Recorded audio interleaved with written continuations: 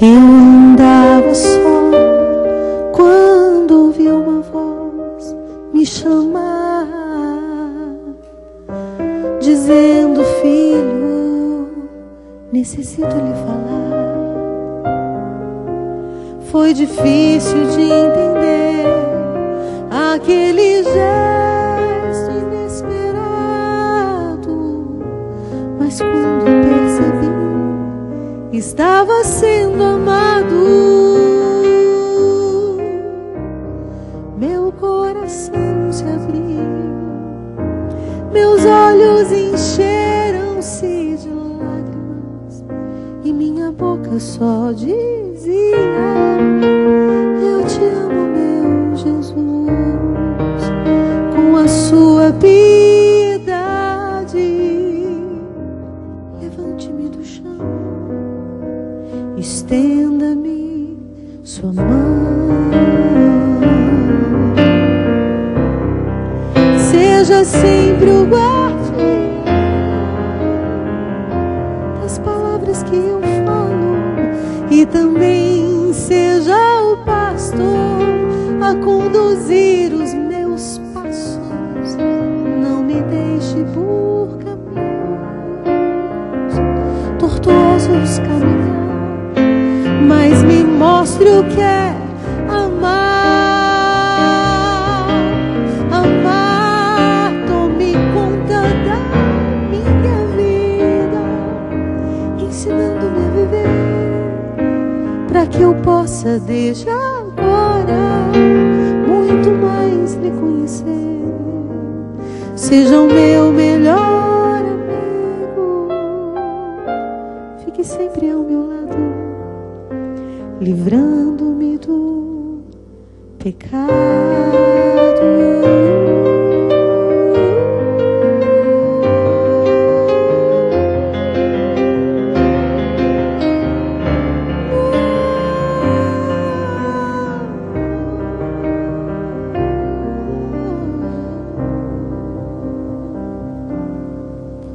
Desde então senti que já não era mais o mesmo.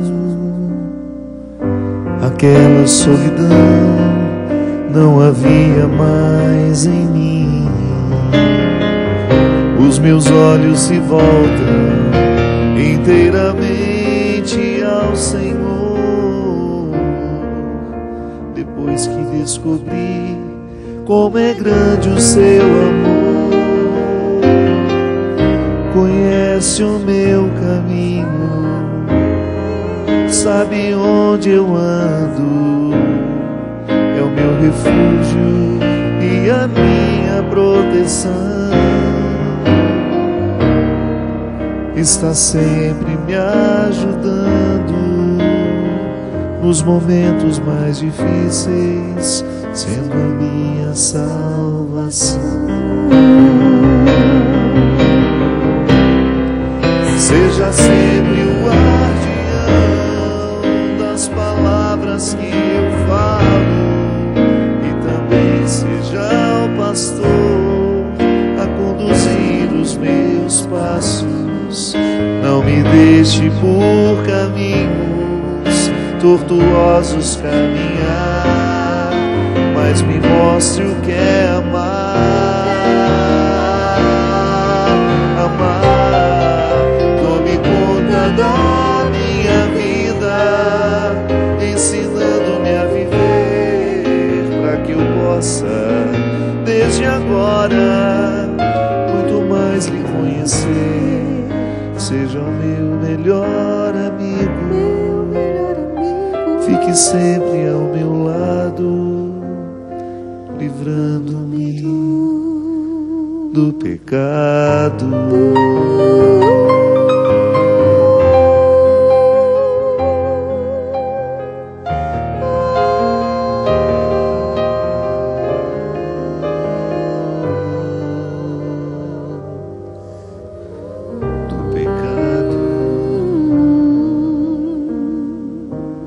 Boa noite. Boa noite. Boa noite, Isa Fernandes. Boa noite, Christian.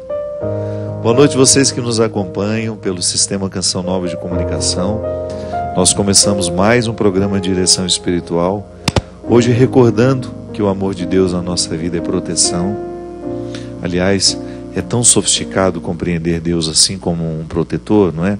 Você acha? Eu acho, porque livra-nos daquela relação muitas vezes mesquinha. De que Ele tem que nos dar tudo. Porque a proteção, ela é uma atitude humilde, que faz com que caiba dentro da mesma medida o não e o sim. Sim. Né? Porque eu posso lhe proteger, guiar, né? Quando lhe digo não para uma coisa que você quer muito. E eu posso também lhe proteger, lhe permitindo. Sim. Então retira um pouco dessa visão ingênua de que Deus é aquele que fará tudo o que nós queremos. Não, o querer é tão à flor da pele, o necessário é mais profundo.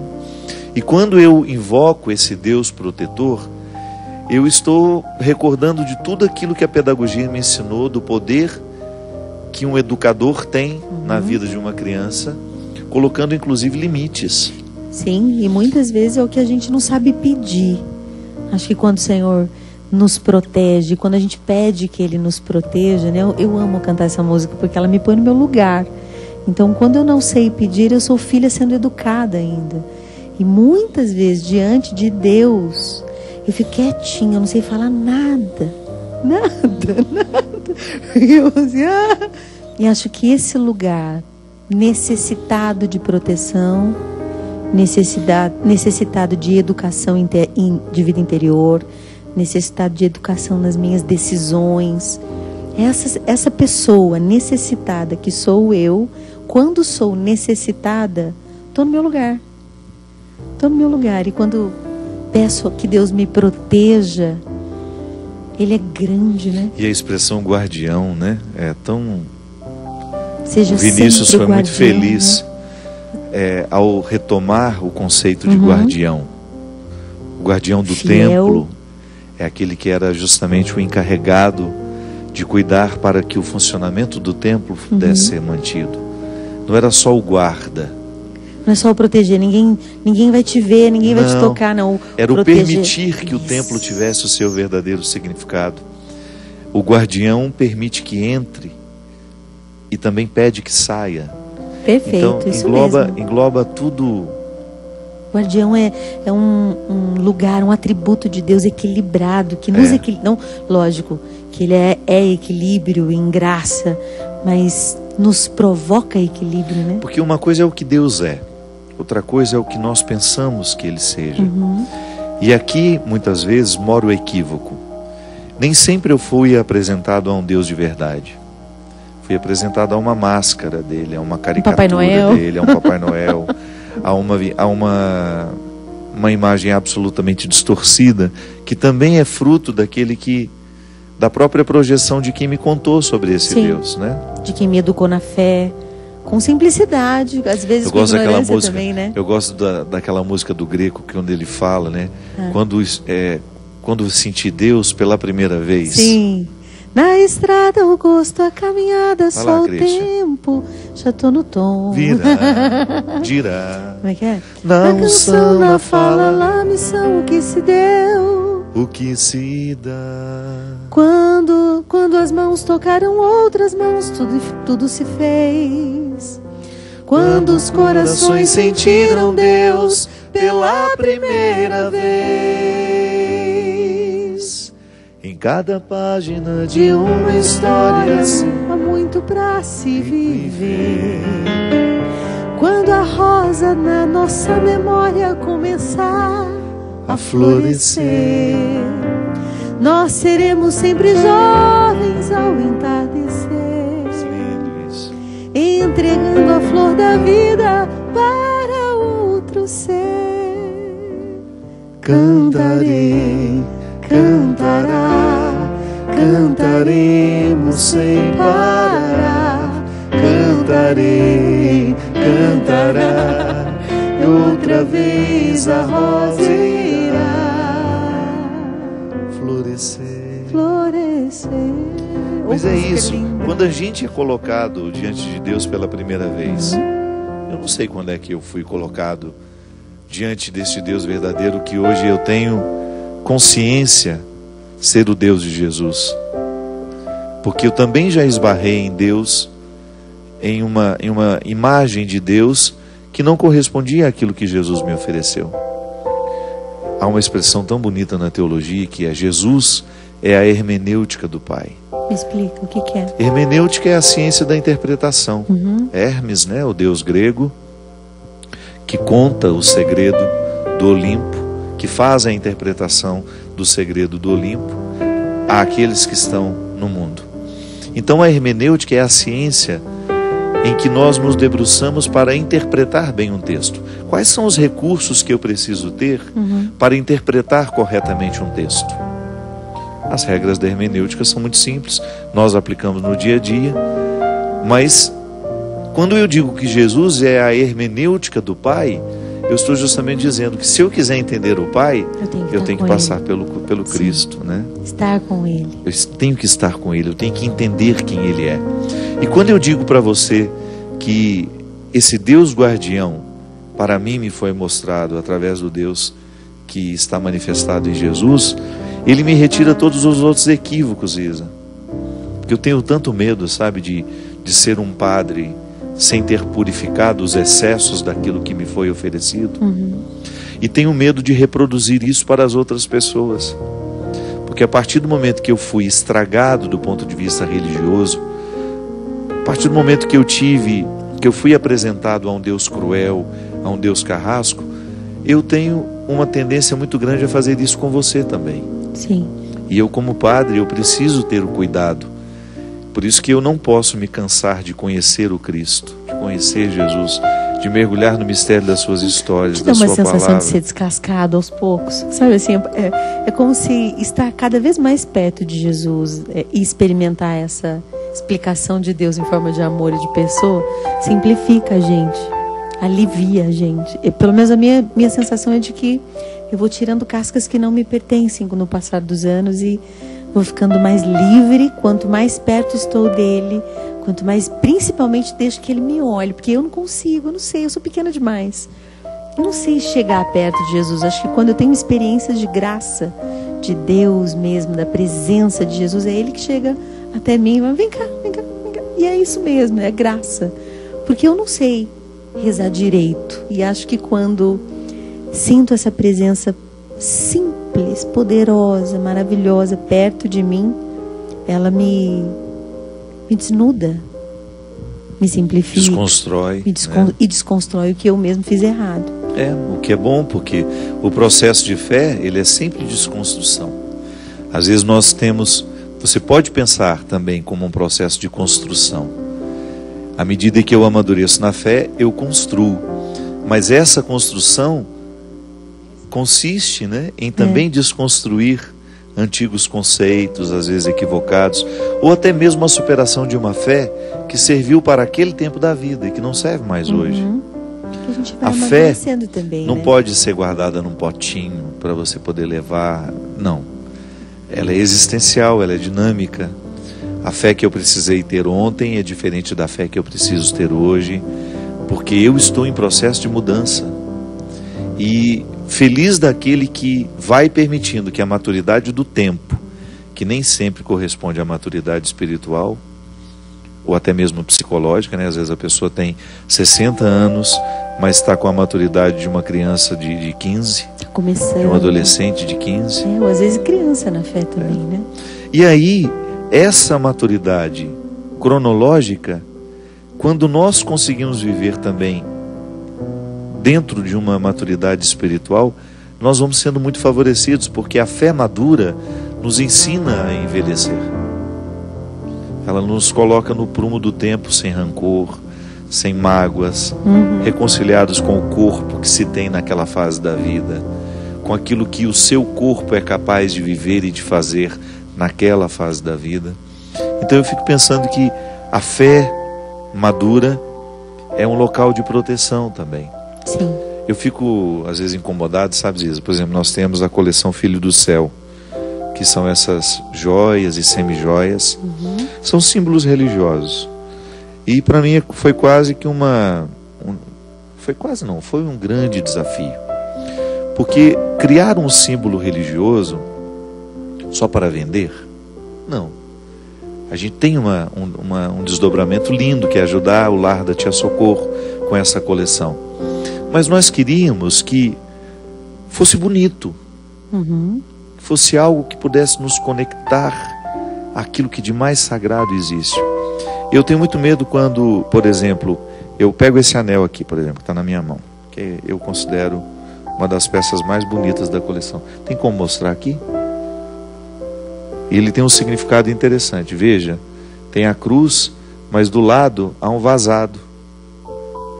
Há um espaço entre a cruz e a continuidade do anel. É o espaço onde eu complemento a cruz, né? Eu estou aqui com a minha vida no meu dedo, lembrando que essa cruz não está completa, porque eu preciso colocar aqui a dinâmica da minha vida na cruz de Cristo. Aí então eu fecho a aliança. O espacinho vago é lembrar que há sempre um detalhe da minha vida que precisa ser incorporado a essa cruz. Mas volto a dizer, mas é desafiador isso aí. Demais da conta. Mas é por isso que o símbolo religioso, ele precisa nunca ser interpretado como algo mágico.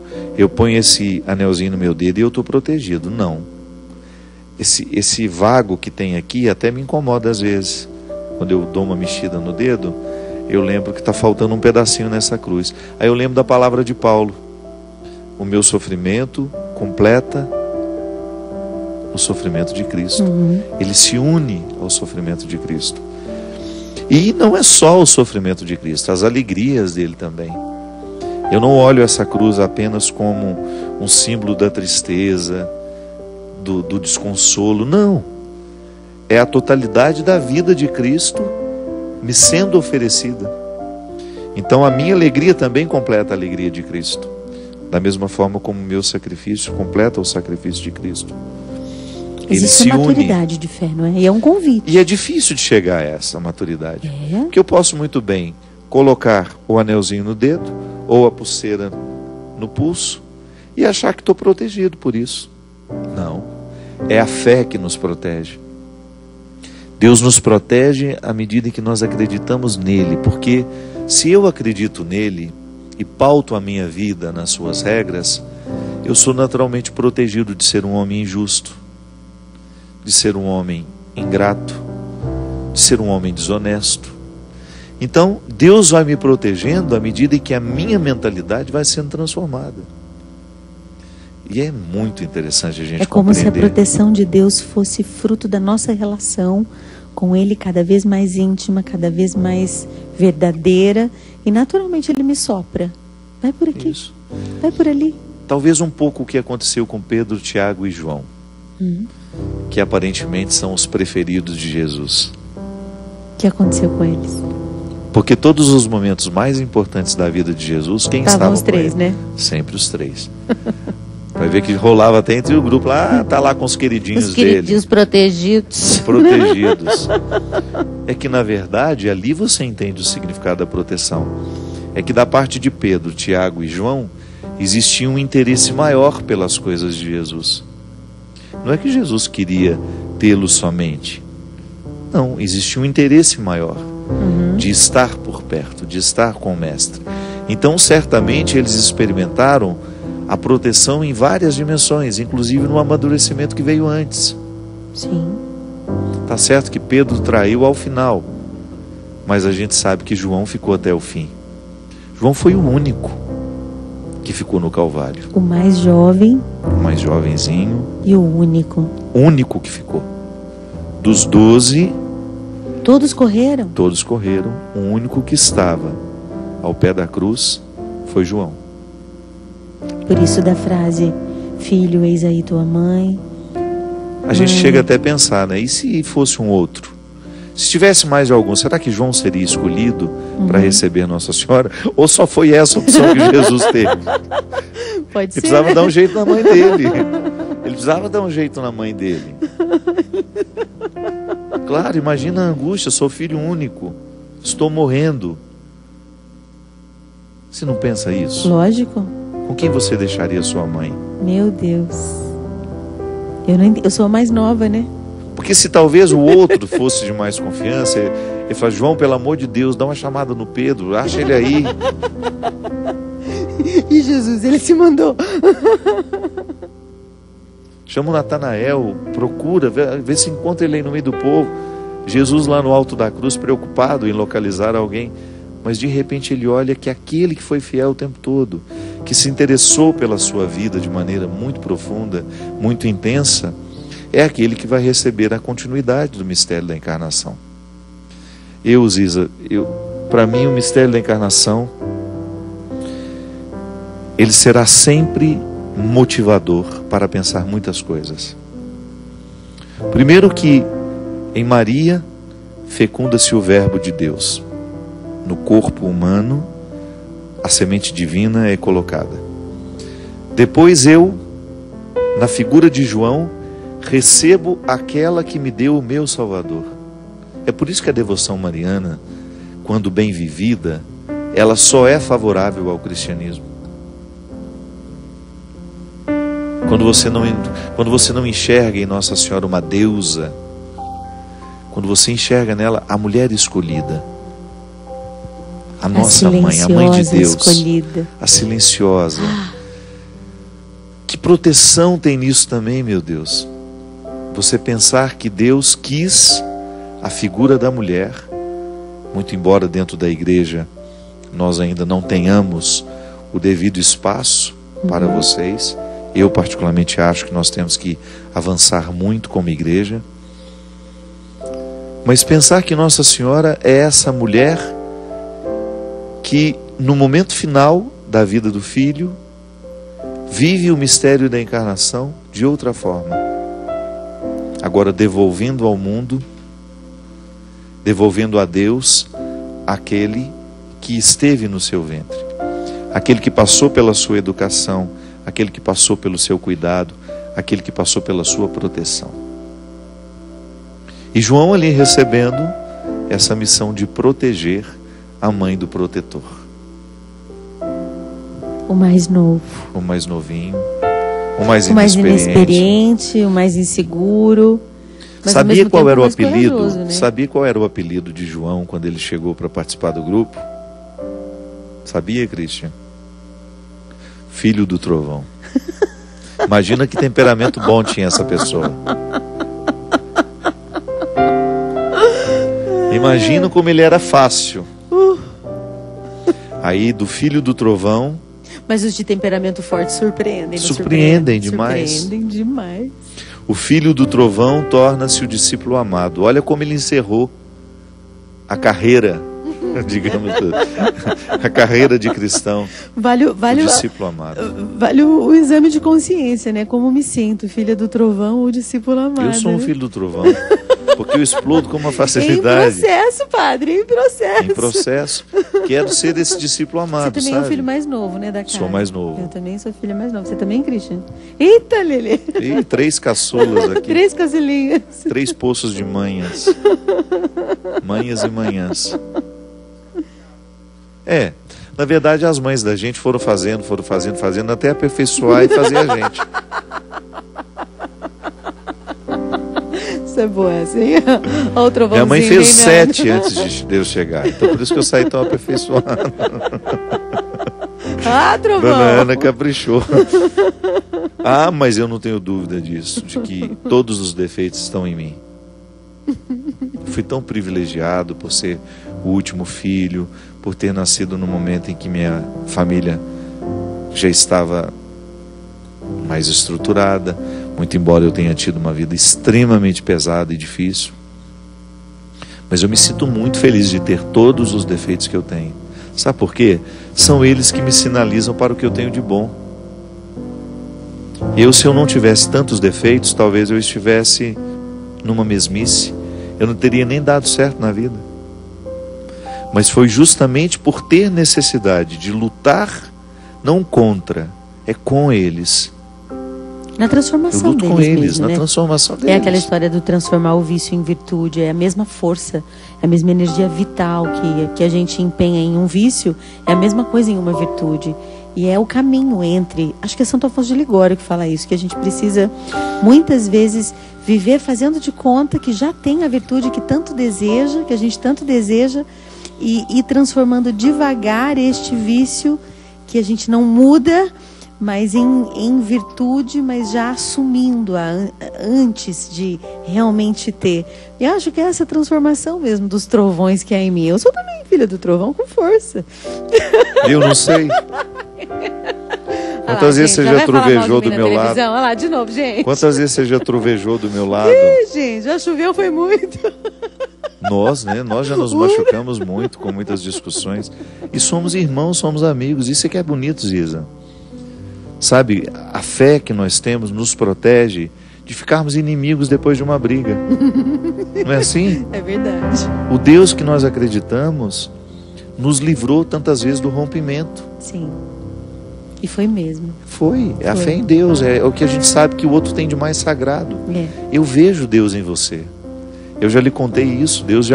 Deus curou-me da morte da minha irmã ouvindo Guardião. Eu nem sabia que você existia. Quando eu vi a capinha do cassete, uma menina com os cabelos todos caracolados, né? Acho que tinha mais ou menos meio metro só de cabelo na lateral. Melhorou, padre. Tinha um chapéu, não, um bonezinho, né? Um bonezinho, E, xadrezinho. gente, que menina bonita, eu pensei. E que alma bonita, porque eram canções do início ao fim, eu não pulava nenhuma. Eu gostava de tudo. Aliás, aquele disco, ele é especial, Mais que os né? Pássaros. Devia fazer uma regravação dele inteira. Deveria. Né? Se você não conhece, precisa conhecer. Ela não cantava maravilhosamente bem como ela canta hoje, mas ela já cantava incrivelmente. Um carneirinho cantando. É, às vezes medrosinho em algumas Medrosinho, coisas. isso. É. A voz pequenininha em alguns lugares, mas dando o seu recado. Isso é um misterioso demais também. É isso, gente. Vai lá na cozinha agora, faz um leite quente, uma bolachinha de coco, que a gente volta já já com o programa de direção espiritual. Nós vamos tomar água, é a única coisa que tem aqui para nós.